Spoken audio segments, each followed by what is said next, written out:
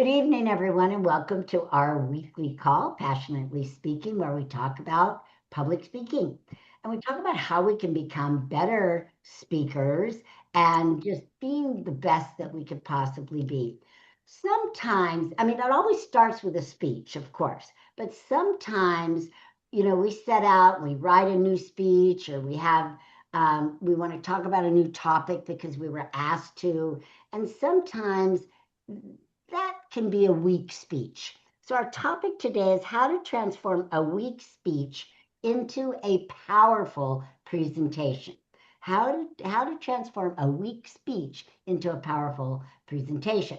So, first, before we can talk about how to transform it, we need to talk about, well, what constitutes a weak speech and what constitutes a powerful speech? Is it just, somebody's opinion? What is it? So let's just go around the room and you tell me from your experiences, because we've all seen speakers. And I don't want a whole bunch of things because you might take something away from somebody else. So one thing, and no repeats, come up with something new. So, because we learn more that way. So mention one thing that you have seen in the past from a speaker that you felt that their speech was weak. Maybe something they did, something that they said, or whatever. Okay, got it? All right. Dr. Love, what do you think a weak means? We can't hear you. Oh, you can't. Can you hear me better There we now? go. Can you hear Okay. me better now? Okay. Okay, I'm holding the Okay. microphone. Okay, Good. so when I've heard someone obviously not prepared, when they're saying too long, Okay. and as they sound like they're wigging it. Good. Too That's many. so that's a sound, that's one idea right there. Agreed. Okay. And ahs in a speech. Filler words. Filler words Filler words. and they're too long. Also, Yeah. other filler words besides and ah or anything that's like, Yes. I Yes. counted somebody's knows one time in one speech, 30 minutes, he get 88 knows. Oh. Right? You don't hear anything else. You don't hear anything. All you hear all of a sudden is all the knows. So it can be it can be and that. And for me, it was okay. I said okay after every sentence. Okay, okay. Looking for that and approval. Yes, So and that those are, you call that filler words. Is that correct, Arvee? filler words or filler sounds. They could be filler Okay. sounds too. Or phrases, filler phrases or filler Filler words. sounds. Got it. Okay, Typically. that's my contribution. Okay, I'm complete. Thank Thank you. you. Okay. All right. Carol, what would you say makes a speech weak? Body language incongruent with the message that's being delivered. Okay, good. Give us an example. I recently watched someone give a speech and they were using a podium and they were using their notes Okay. and their hands were going every which way. And that's, using hands is important. But this particular speech was someone who was kicking off a campaign. And Oh, so they seemed uncomfortable in what it was that they were doing. That's what I picked up from it. hey, lack of confidence too. Yeah. Okay, beautiful. All right, Ramona, what do you? I say people that just ramble and they kind of almost repeat the same things over again and rambling. Okay, ramble and repeat. I love it. All right, Dawn, what do you think makes a speech weak? Not knowing your audience. Oh, good one. Yeah. Good one. All right, beautiful. Okay, Katrina. Mine is having a fantastic title and the speech doesn't match the title of what you thought you were going to hear. I love that. I love that. Okay. Do you have one in mind that you remember? So Oh, that'd be great if you did. Okay, just wondering. All right, Claudine.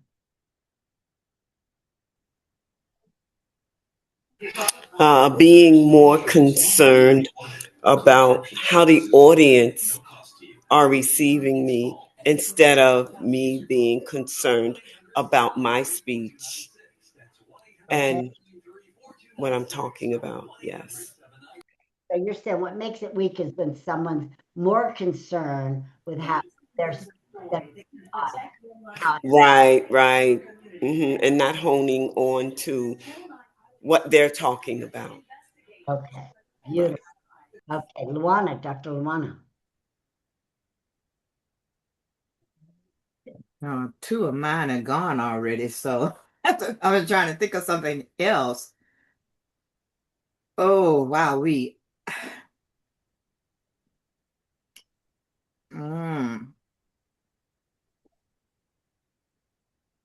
The only thing I can say is talking to the wrong audience. We already had that, not knowing your audience. Oh, that's somebody said that one. Okay. That, yeah. I don't know. There's so many things I don't know. That's all good.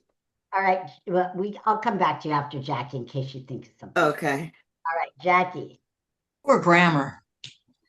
Ooh, good one. Poor. I was watching the college football championship game last night, and one of the announcers kept using the word ain't. And that wasn't a prepared speech, but it drove me nuts. I love it. Okay. Okay. Dr. Luana, did you? Well, there was one that people used to say, they don't say it anymore, and that was basically. I got where I hated that word because everybody was basically this and basically that. And it just, anytime it would come up, it would just hurt me. So, yeah. In fact, I was asked to do a thing on mindset, and I decided I cannot do what everybody else has done because I just heard that over and over again. So, coming up with something new. Got it. Okay, so I'm going to put overused words for that. Yeah, that's good. Used words, and there's plenty of them. What about back in the early 80s paradigm shift? And then people started talking about I'm your one-stop shop. And then you age from the inside out. I mean, it's just on and on. It's like, please come up with something new. So Yeah, matter is starting to get to me. So what is? Matter. You matter. This matters. I mean, come up with something else. Yeah, use another word. Right. Yeah. Okay. One of the ones that was, yeah, Carol. Arvee, I recently attended, it was a 3-day workshop, and the host and facilitator and main speaker used the F-bomb repeatedly. Ooh, I bet I know who that was. Yeah, just thought I would mention that. I knew it would bring a smile to your face. Yeah. Yeah. Yeah, I think I know who you're talking about. She's well known for it. Okay. Katrina. Yeah. Yes. Why is that so prevalent now? That people are using profanity in their speaking and teaching, and why is that thought to be cool? It's not now. It's not now. I've been in this business 20 years. And when I first started going to seminars 25 years ago, this girl would come up, and it was in San Diego. This girl would come up and she would say, "Oh, they told me that I couldn't use the F word anymore, but I'm going to do it anyway." And she just kept using it in her speech. And then another guy who's pretty famous, I mean, Tony Robbins uses it, but he uses it as an NLP shock factor most of the time. He doesn't. He still uses every other word, but he uses it intentionally on purpose when he's working with somebody. He doesn't use it as an adjective in everyday language that I know of. Okay. Okay. Not talking about him at all, but there's another guy that used to use, and this was hilarious though. He was a famous man, really famous man. And he comes up, he's like, "Yeah, I can't use the F word, whatever. So anytime I'm going to want to use the F word, I'm going to ding this bell or whatever." And of course, he dinged it every other, and it was hilarious the way he did it because he dinged and dinged. It was one of those that you hit, dinged, and it was hilarious. He just turned the speech. I don't know what the speech was about, though, but hilarious. So, Katrina, it's been around forever. It has been around. People that want to say it will say it, and people, but no, it doesn't get you anywhere. There's really no place for it in business. I know a guy, besides Carol, I did it on my stage, but Carol, yeah, she only did it once on my Christian stage, but it was hilarious. She did it with class and style, like she lives, right? And it was hilarious. But there was a guy that opened up with that word that does NLP. Again, he did it for the shock factor, but it just opened and it was too shocking because it was the first word out of his mouth instead of like built in later on.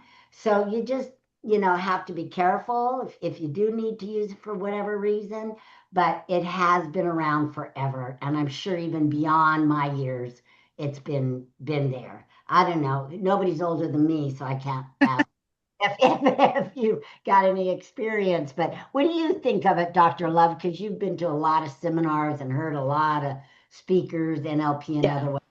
I'm gonna mention a name because he was also my sales coach. It's Jeffrey Gittimer. And do you know who he is, Arvee? Ooh, Jeffrey, sorry, Jeffrey Gittimer. Jeffrey Gittimer. He's kind of like the modern day Napoleon Hill for sales. I mean, Eric Laughlin was going to be up there too with regards to his quality of as a coach. But Jeffrey Gittimer, I'm talking about swearing, cussing, using the F word. And after a while, it gets really obnoxious. And I chose not to be around that energy. I just said, let me just read the books. He's written like 37 books. I don't need to hear this because you're the four or five people that you surround yourself with. And I didn't want to hire him again because of that. It was just the energy. Jim felt the same way. So we're still with Eric since 2004. Actually, Arvee, we started with you I started with you the same time, the first or second year when you were with Lee Pound, and I was with Eric at the same time. Eric is my sales coach.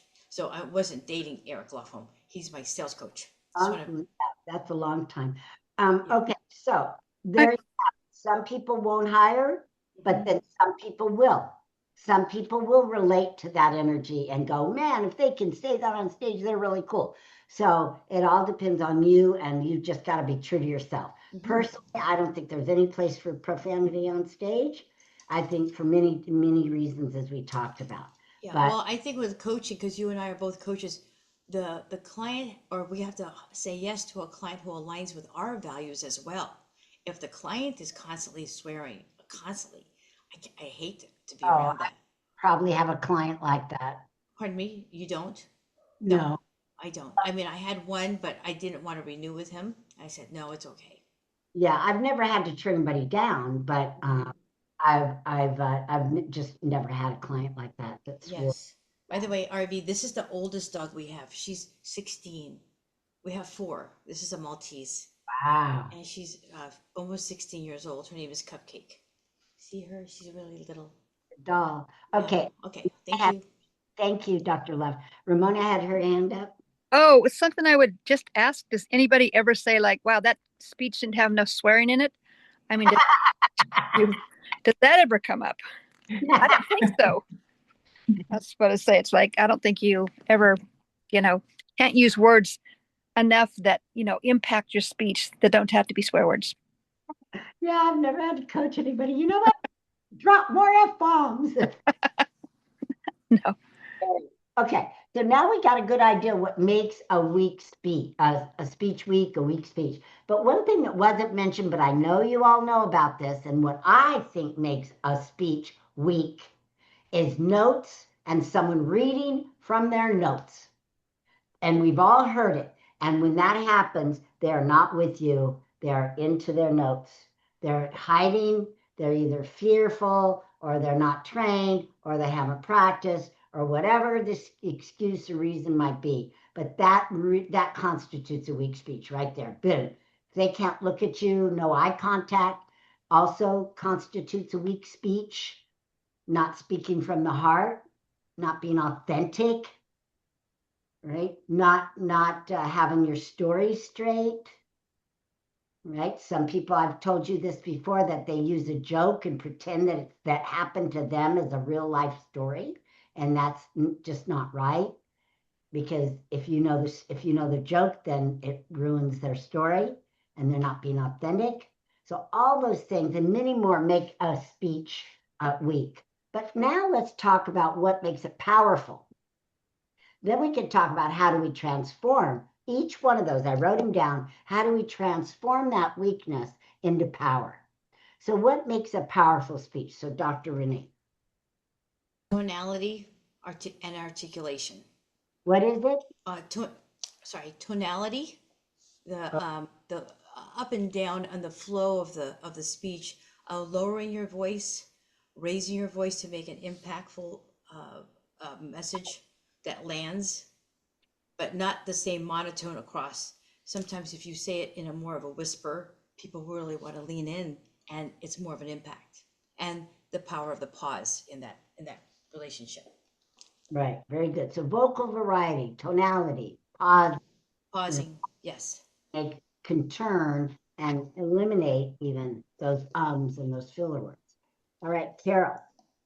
Owning the stage, using the whole stage to make the presentation. Using the entire stage.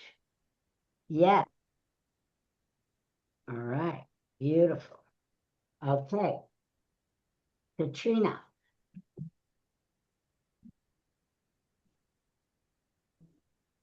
Was writing.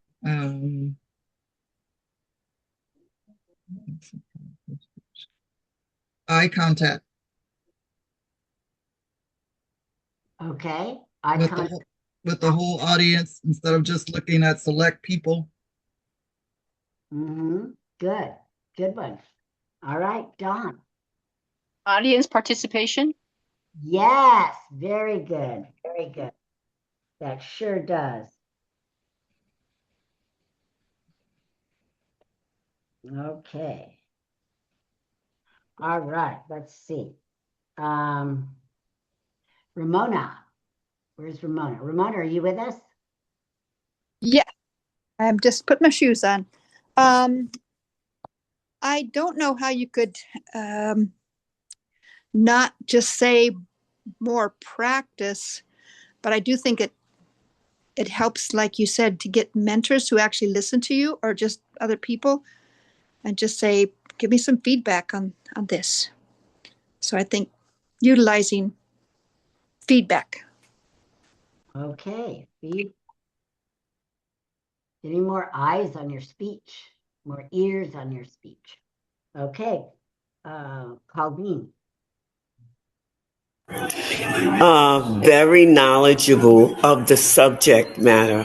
Whatever you're going to be speaking about, make sure you've done the research, you really understand and know what you're talking about, the verbiage.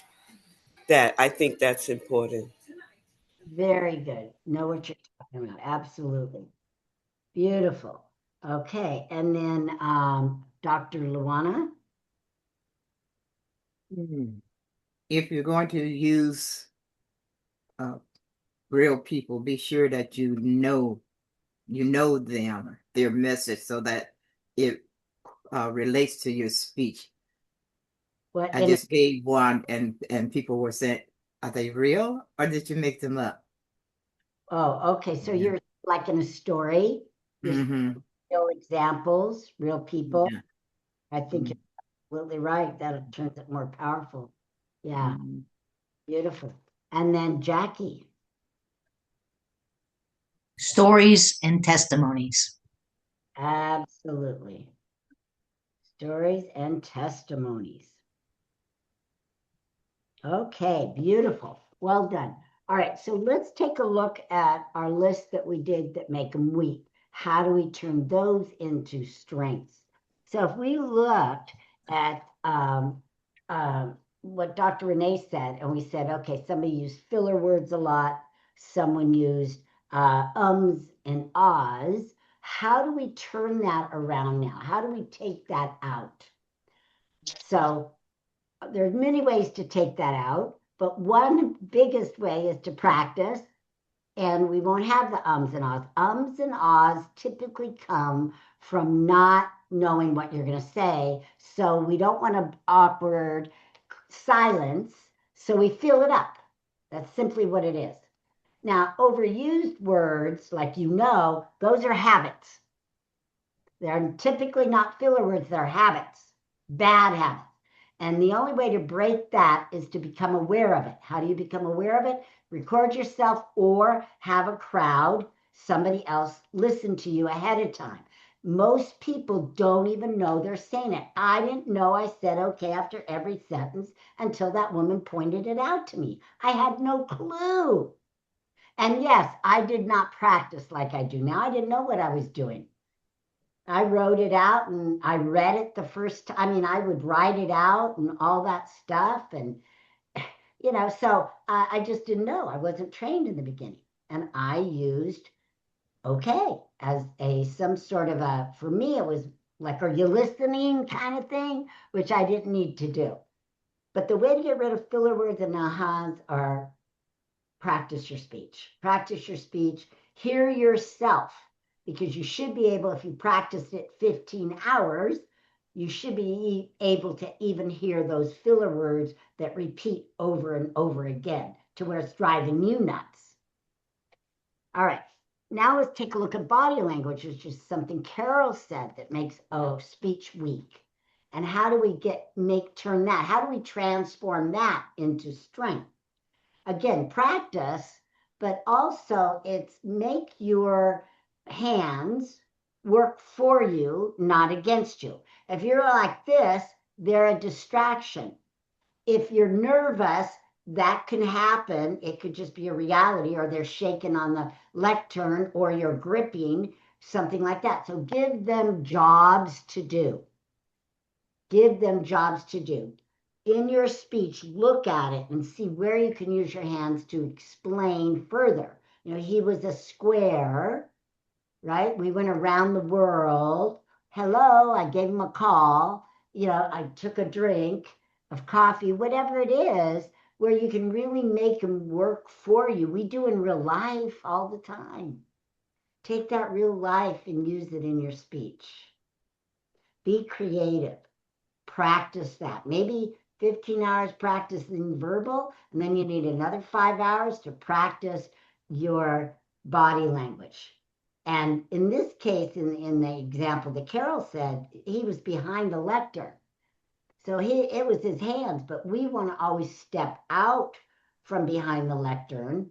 And that means we have to pay attention to our full body. That's everything. The way we stand, the way we hold ourselves, right? I can't express standing, right? I didn't know how important standing was until I started posing. And so we always pose to the side because we don't want them to see our belly. We don't want them to see that we have no waistline, right? So it's all angles. So think about that when you're speaking and standing. What's your best angle? What's your best side? Some people have a best side. I don't, but some do, right? Are you showing your best side in all ways? So keep that in mind. But that we could turn just by body language. We can turn just kind of a mundane topic into something powerful by powerful body language, right? We see priests and ministers do it all the time. And all they're doing is this, but because of the action, it's powerful, right?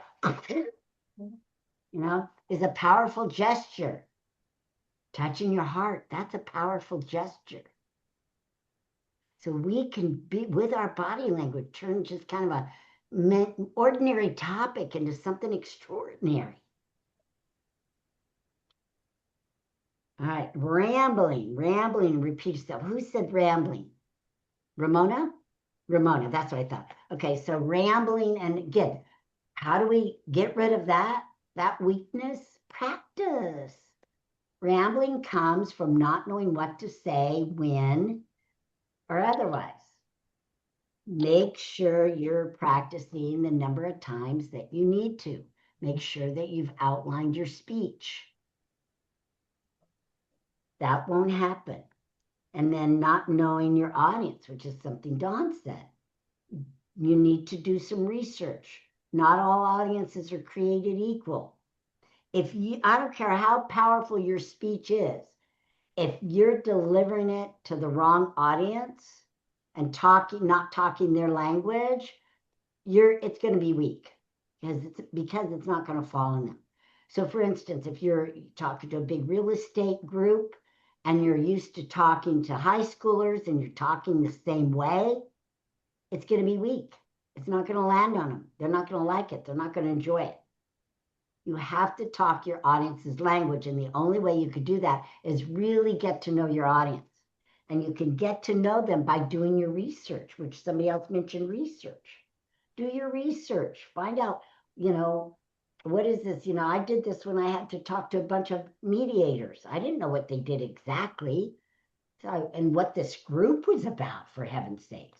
Well, I just found out they were attorneys. Almost all of them, 90% of them, were trial attorneys that just wanted to mediate, and they didn't want the fight, or they weren't that good at the speech. So find out more about your audience, and that'll give you that power that you need, the edge that you need to become even better, especially when you speak in their language. And all I mean by their language, it just means a few words in their language. Like, what do they call their clients? Are they called clients or they called customers? Real estate people, they call them clients, but they like to talk about doors, right? Hair people talk about people getting in their chair, right? It's just little nuances, but it makes a big difference because then they know. Also, when we talk about testimonies, Carol mentioned testimonies. Do testimonies and success stories based on your audience. So if you're talking to real estate people, you don't want to give them testimonies of accountants that you would to an accounting audience. So make sure you have a variety or tweak it or find one. I'm not saying lie, you don't want to lie, but you can always, get one from another client if you don't have your own. A client of mine said that they're blah, blah, blah, blah, blah, blah, blah, right? So you can always do that. But make sure you tailor it. And I've made this mistake, believe me. I'm talking to an audience, I'm using the same old testimonials, and guess what?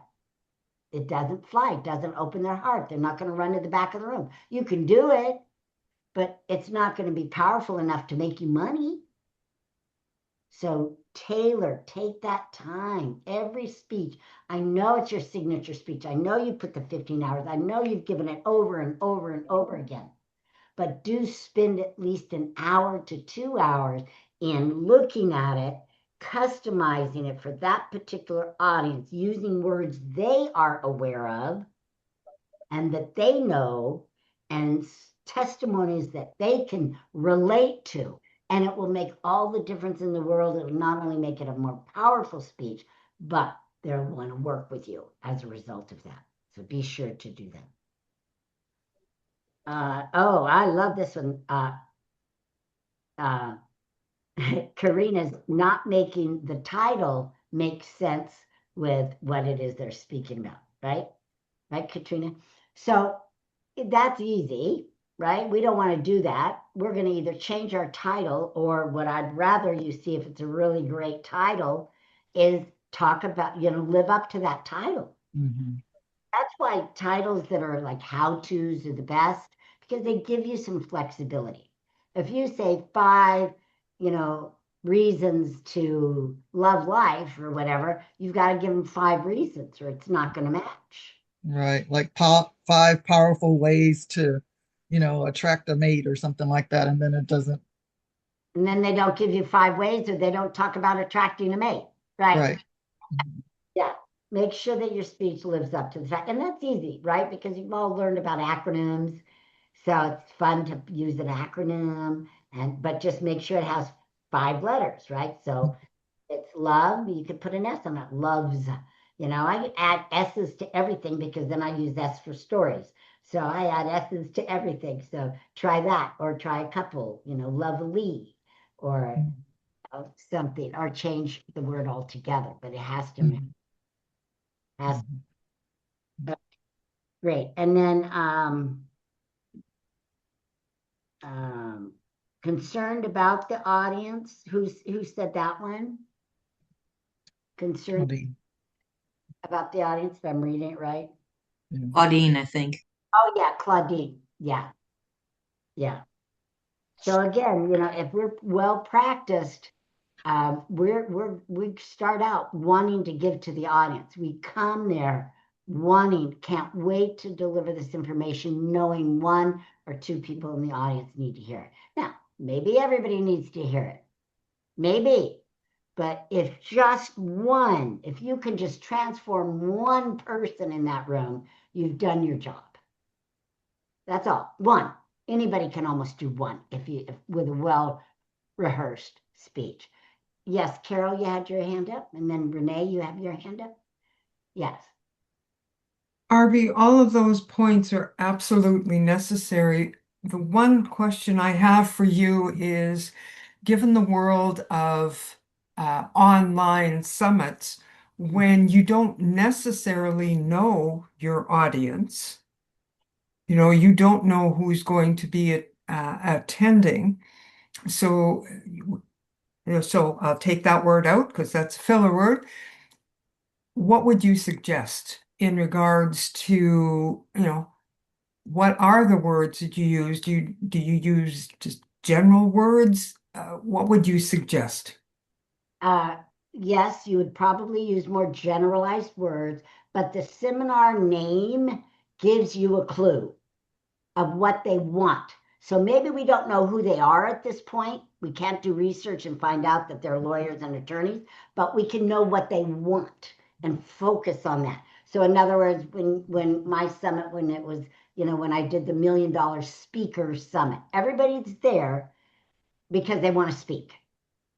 So I didn't know everybody and what they did and what background they had. So I had to talk in, yes, bigger terms, wider terms, general terms. But at the same time, what is the solution you're providing? And what are the normal fears that people have of whatever it is you're providing the solution for? So for public speaking, it's easy. The fear of speaking. They don't know how to write a speech. They don't know how to give the speech. They don't know how to tell stories. They don't know how to do a testimonial. They don't know how to do an elevator speech. They don't know how to do any of that. And that's why they're there. So as long as I give them what they need, then, they're happy. And then I can talk in general terms, like a testimonial on, and I'll use variety, testimonial on a salesperson, a testimonial on a real estate person, a testimonial on a financial person. Then I just use a variety and I use more, because typically summits, you have more time to speak, right? If you're a guest, usually you have a good hour. If it's your summit, you've got as many days as you want. What summit are you talking about? So Arvee, so you're saying if there's an audience of 50 or 75 people, if I can just get one person or to listen to me, or who's maybe would come up to me afterwards and say, I really enjoyed what you had to say, may I have a business card or what have you. Why is that so important? Why do you feel that way? That if only one person out of maybe 75 or 100 people in the audience. Well, I said if you've touched one person, you've Right. that's what I said. You've touched, you've done your job as a speaker. If you Okay.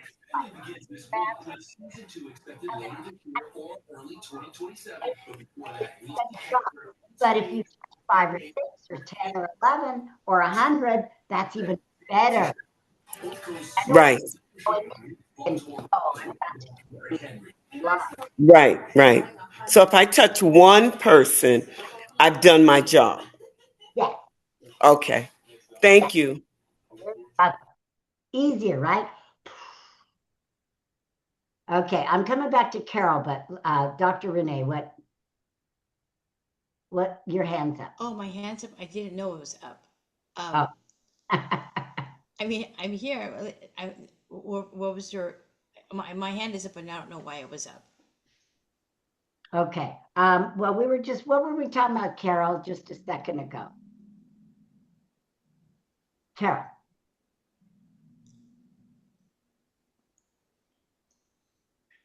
Yes, Arvee. Carol, yes. What were Yep. we talking about? And then I went to call Dean for a second. We were just wrapping up with you. My question to you about summits? Yeah. Yeah, and then call Dean Kenneth. So what summit are you referring to? Oh, I was referring to online summits generally. Okay, in general. Okay. Okay, because sometimes as you've said, it goes with what the theme is, but sometimes even the theme brings different types of presenters. So in essence, you don't know the audience because the audience will be coming from a variety of different places, perspectives, and individuals. Yeah. Then just be general Yeah. and they're all there. Mm-hmm. Solve your Oh, problem, solve a problem, and you still whatever the host called you in for and told you to talk about, it's because they know that that's a problem of their audience. Yeah. When you're a guest, it's not your audience. So you have to lean on the host and either ask them questions about their audience or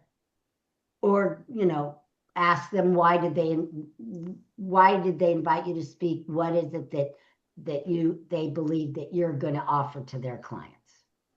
If it's your summit, then you know they're coming for you and know you and know that they want that naked leadership, and it's probably a leadership summit. Yeah. Right? mm-hmm. Somebody else is representing leadership, and Yeah. it's a leadership summit. Yeah. Okay. Oh, Arvee, I know what I was going to say. Okay. Somebody had mentioned something when the title is not aligned with what they're saying. And I was listening to a financial planner at a women's in-person networking event. And she says, I'm going to share 10 things with you tonight. And I got my pen and paper. I'm ready to start. She covers 2 things and doesn't cover the rest of all the, and she starts talking about all these different things. And I'm waiting for number 3. And then Right. it's the end of her speech. You go, what happened to the rest?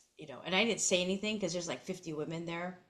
It was irritating because I was ready for the 10 things. And that's why I love your method and your philosophy about the acronym. It is brilliant. And it Yeah. just keeps me aligned, and I can walk around with my lavalier and put my hand on their shoulder and make them feel good because I see them kind of crying. So I just put my hand on, I have them people crying. And so it is very good. It just keeps me in alignment and I don't get too connected. I'm committed, I'm interested, but I'm very committed to the audience. And when you have that acronym and you see people acting emotional, you put your hand on their chest, or I mean, not their chest, on their shoulder as you're walking. You can do that powerfully and just walk around or whatever it is, depending on the room. But the acronym keeps you in line, in alignment with your message. I love that. It's the Arvee method. Beautifully said. Yeah. Okay, great. All right, and then Jackie, where's Jackie? There's Jackie. And Jackie, you talked about poor grammar. Poor grammar. So none of us are going to use poor grammar. But if we felt like we were using poor grammar, the only thing we could do is have somebody listen to it and that's an English major or really good at English. And usually I only see poor grammar in those people that have English as a second language. And then a lot of times they have poor grammar. We're not going to have any poor grammar. But at the same time, I have to say, I think a lot of times like Steve Harvey has poor grammar, but he gets away with it because that's how he talks and that's his charm. So there's, going to be sometimes in some people that they're going to be billionaires with their poor grammar, But yeah, that is irritating. Maybe if you catch yourself having some poor grammar, then you just have to correct it and practice because usually they're habits, just like filler words, they're habits. Okay. And then overused words. Who was it? Overused words. I didn't write your names down. I just wrote down what you said. That So, was me. oh, yes, Luana. Yes. So, again, we want to eliminate if we hear ourselves saying something that's cliche over and over again, we've got to change it because you will lose your audience. All these things, we want to be powerful, not just because we want to be powerful, but because we want our listeners to keep listening. And if we start saying poor grammar, like ain't, or if we start using cuss words a lot, or overused words, we're going to lose them. Think of an overused word almost like a cuss word so that you'll stop doing it. Right? Think of it like that, and then you'll eliminate because again, yes, Jackie. And I think the only way that you can realize that you're doing that is, like you said, record yourself. And then you can hear yourself and you go, oh my gosh, I didn't mean to do that. A very long time ago, we've learned to not ask anybody for advice on our speaking except for you. But I do sometimes ask, is there anything that I'm doing that distracts you? And that's a very fair question because I want to know if there's something that I'm doing that's just, and people will tell me, yeah, you, whatever. And then you can find out the things that you're doing that are distracting. And it could be all those kinds of things that we said, overuse of words, poor grammar, just all that. Right. That's a great question. Write that down. Is there anything that I'm doing that's a distraction? You tell them, don't coach me on the speaking, but I just want to know as an audience member, the way you can help me, is there anything I'm doing that's a distraction? Because if it is, you've got to eliminate it because they won't buy people in the audience. You won't be able to touch even that one person, Colleen. It won't get through. You won't be able to sell anything. You won't be able to, they won't remember you, but they'll remember what you did that was a distraction. So I'm in this class once, this seminar, and this woman was speaking. She was only speaking for about an hour. She was a great speaker, but she had a microphone and a microphone stand. And every like 2 seconds, she would take the stand and she would move it. And then she'd talk a little bit more, put her hand on it, take it off, and then take it, move it. I mean, it was so distracting. And I had to talk to her afterwards. I mean, I called her like later, a few days later, or she called me or something, wanted me to buy her stuff. And I just told her I couldn't even hear her stuff, whatever she was selling. She was like, why? And I said, and I finally told her because of this microphone thing. She wasn't even aware of it, but literally she picked it up and moved it. It was on a stand, a big microphone stand. Picked it up, set it down, picked it up, set it down. It just was driving me crazy, So, so eliminate the distractions. I bet she thanked me after that and probably, was more aware of it. She just wasn't aware. No one told her. But people didn't buy from her, but they never told her. They didn't have the guts enough to tell her. If that woman didn't tell me, I said, okay, after every sentence, I wouldn't be in front of you here today. So be mindful. But if someone, you need to give someone a little, suggestion about something that they're doing that's a distraction when you're listening to them speak, maybe you need to do that. Because you are knowledgeable now, you are trained. You could tell them you've been a speaker, you're well trained, and would they like, a little help or a suggestion or, whatever. See if they're open to it and then give it to them. If they say yes, they're open. Most of the time they'll say yes. Everybody wants to improve. Yeah. Okay, anything else? So that before we go, that'll turn a weak speech into a more powerful. You're all good? Yes. Humor. Humor's good. I don't think we mentioned props anywhere. Props are really good. Yeah, we didn't. Props, use Pop, props. pop. I'm not getting it. Props. You P know, R like O P holding S. something up or pointing to something. Well, props can be a distraction, so be careful. I don't know that it turns a weak speech into a powerful one, right? They can be a distraction, especially if not used right. It's better not to have them than to have them and use them wrong. Okay. So I think that they can add to it. But as far as the power, I'm not so sure props can make it more powerful. Maybe if, you're doing a picture of somebody that was 300 pounds and now they're 100 pounds, maybe that's powerful, but just be careful when using props. Yeah, and I'm glad none of you mentioned PowerPoint because that's how to turn a powerful speech into a weak one is use a PowerPoint.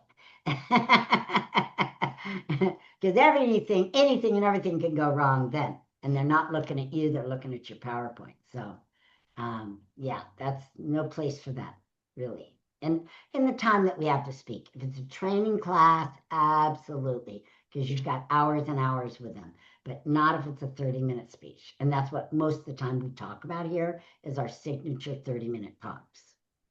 Yeah, always know there's always exceptions to every rule that I say, but for the most part, the majority, no PowerPoint in a 20, 30-minute presentation. Okay, that'll weaken it. All right, everyone. Well, before we end, does anybody have any speeches that they're doing that's upcoming? We have 2 minutes yet. Okay, let's go Jackie first, and then Dr. Luana, Dr. Love. Jackie? Yeah, I'm doing a Unleash the Winner in You speech to the classified employees of Springs Charter School in Temecula, the first week of February. Yeah, it's over 300 people, so I'm pretty excited about it. It's an hour, and I've been debating a PowerPoint, and you just made my debate final. I'm not going to use one. Good. It's just it's too complicated, and it might mess me up because I'm not all that good at using a PowerPoint. So thank you for that tip. I'm very excited about it. It's a nicely paid gig. Good. Now you can use props, especially props of your trophies or your badges. If you're talking about winning, like using Yeah, I'm going to use my book because I'm hoping I can sell some books. And I'm going to use my book to introduce my professional story and say, this is a picture of me at the Athens Classic Marathon. A lot of people run marathons. It shouldn't be a big deal. But for me, it was because at the age of 33, I was told I would never run again. That's how I'm going to start my professional story. Okay. Great. Thank you. I'm excited. Ah, me too. Working hard. When is that? February 6th. February 6th. Okay. Excellent. All right, Dr. Luana. I'm speaking Friday. It's virtual, and they said, what you call kickoff 2026.